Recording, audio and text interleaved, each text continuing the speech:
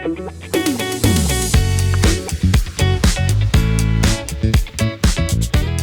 fillimisht faleminderit shumë që pranove të intervistohesh. Faleminderit juve. Kur gjithë rejat e këngëtorëve tjera po mirën kryesisht me dimia me dalloma, pse zgjodhe ti të jesh më veçantë duke u mirë me një libër në këtë rast? Nuk është se zgjodha, kështu është pasioni im edhe dëshira e madhe për të shkruar, për të qenë pjesë e artit, e kulturës, edhe kështu dola me një libër, po jo për të veçuar, sepse mendoj që çdo vajzë ka veçantinë e vet, mënyrën e vet se si shprehet ose i pëlqen ose i shfaq dëshirat edhe ndaj publikut, po edhe ndaj të tjerëve. Apo të mendon që njerëz më shumë po të njohin si reja e Mikit, apo ke dëshirë të njohin më shumë si Tringa?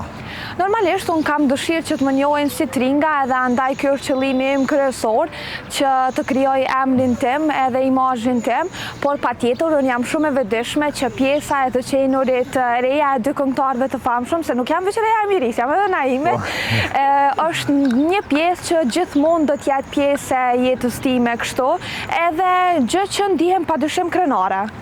Në një botë ku shumica e vajzave kosovare janë influencere, a mendon që ti je në pozitë jashtë loje me epitetin si shkrimtare në këtë rast?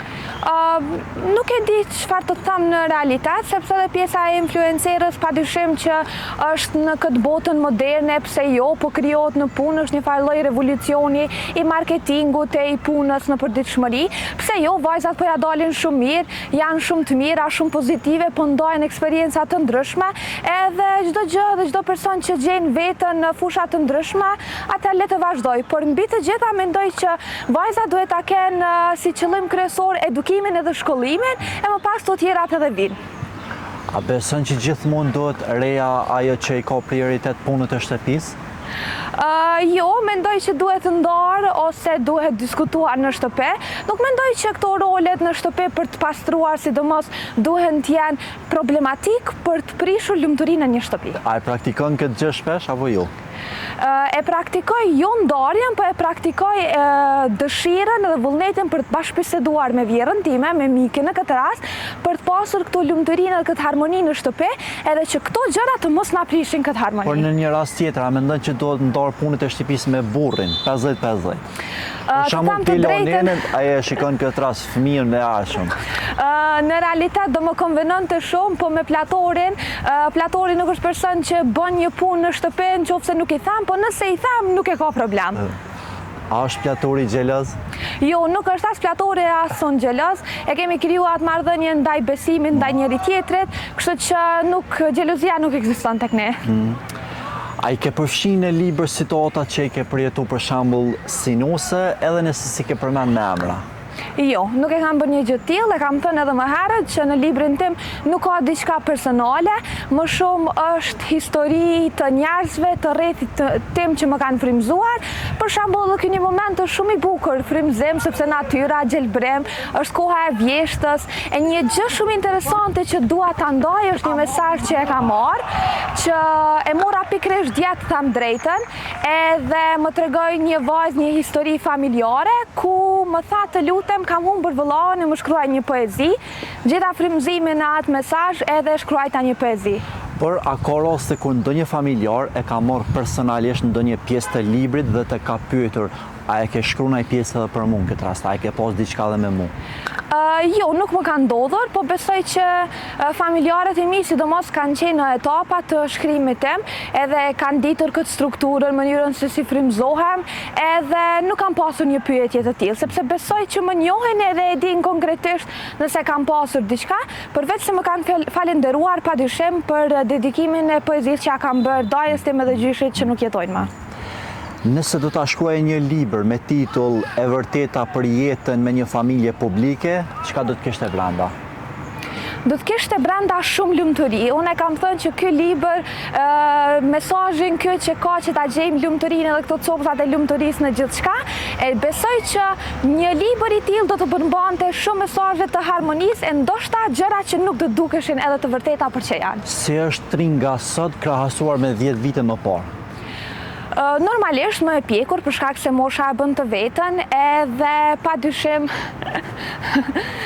padyshim që ka ndryshime kështu të vazhdueshme në karakterin tim, por në brendësi gjithmonë e njëjta, ajo e thjeshta, e lezetshmja edhe e buta.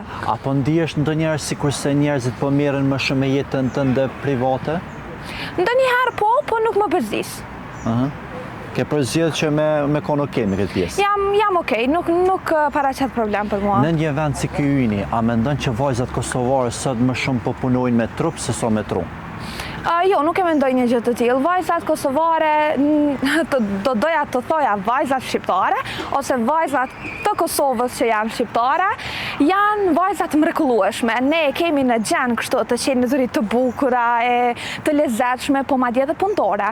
Veç se çështja e mendësisë më pas nuk po përputhet me ca ide dhe veprime që ato po bëjnë. Në syrin tënd, si ishe vajzat apo gratë sot, në këtë vit që po jetojmë? Gratë në përgjithësi, apo po më pyet prapë për gratë shqiptare? Në përgjithësi, si ishe në syrin tënd? Po më pëlqejnë shumë sepse po janë shumë punëtore dhe po janë të pavarura, krahas ditëve ose viteve në të kaluara, e kjo është për të vlerësuar shumë, po gjithmonë në shkollime si për në edukim, edhe kjo është mrekulli, padyshim. A mendon që je feministe dhe çka mendon realisht për feminizmin? Feministe nuk doja quaja vetën, por për të drejtat e barabarta edhe për drejtësi në vend, besoj jam, sepse kështu e kam edhe profesionin si një juriste, këtu do ta quaja vetën më shumë. Juriste për të zbatuar gjithmonë ligjen. A mendon që filtrat dhe botoksi janë bërë normë? Fatkeqësisht kemi krijuar si shoqëri një ide të perfeksionit që mendoj që kjo është e gabuar, sepse perfeksioni nuk ekziston. Mirë, po nëse kemi një mendësi për të bërë diçka sepse duam ta bëjmë të ndihemi mirë, pse jo, janë mundësitë edhe po e bëjnë, po gjithmonë duke pasur idenë që perfeksioni nuk ekziston. Ti je 100% natyrale, domethënë? 100% natyrale. A do ta praktikoj një gjë të tillë më vonë, nëse vetë do të kishe dëshirë? Nuk e besoj, nëse ndoshta kur ti bëj 60 vite ose 70 vite, ato ndryshimet e fytyrës ndoshta edhe do mund ta bëja, po për momentin, sidomos në këtë moshë, më pëlqen kështu thjeshtësia. Në përgjithësi, si ishe vajzat kosovare që viteve të fundit po paragjykohen shumë që po e vizitojnë Dubajin? Çfarë mendon për këtë temë? Paraqykimet vazhdojnë të jenë dhe gjithmonë do të jenë, jo vetëm shkuarja në Dubai, por edhe vende të ndryshme ku vajzat mund të vizitojnë. Një gjë mund të themi është që paragjykimet dhe gjykimet nuk janë të mira. Ne nuk dim se çfarë përjeton një njeri ose arsyet se pse shkojnë. Njerëzit edhe mund ta vizitojnë sepse është vend i bukur, i lezetshëm, kështu e kam dëgjuar, unë akoma nuk kam shkuar, por këto gjykimet dhe paragjykimet unë bëj thirrje ndaj vajzat që të mos ndalen së punuari në gjërat që i bëjnë, sepse jo vetëm në këtë çështje, po të gjykuarit gjithmonë do të ekzistojnë në pjesë të jetës së tyre. Sa shpenzon tringa në një ditë, afërsisht? Fatkeqësisht nuk e kam bërë një llogaritje të tillë, mirë do ishte ta bëja, por nuk shpenzoj shumë. Mundohem të shpenzoj sa më pak, edhe momentin kur mbes pa para, e telefonoj platorin dhe i them hajde këtu se më duhen po llogaritje nuk kam bërë, e ndoshta këtu është problemi, se më ka lazruar platori.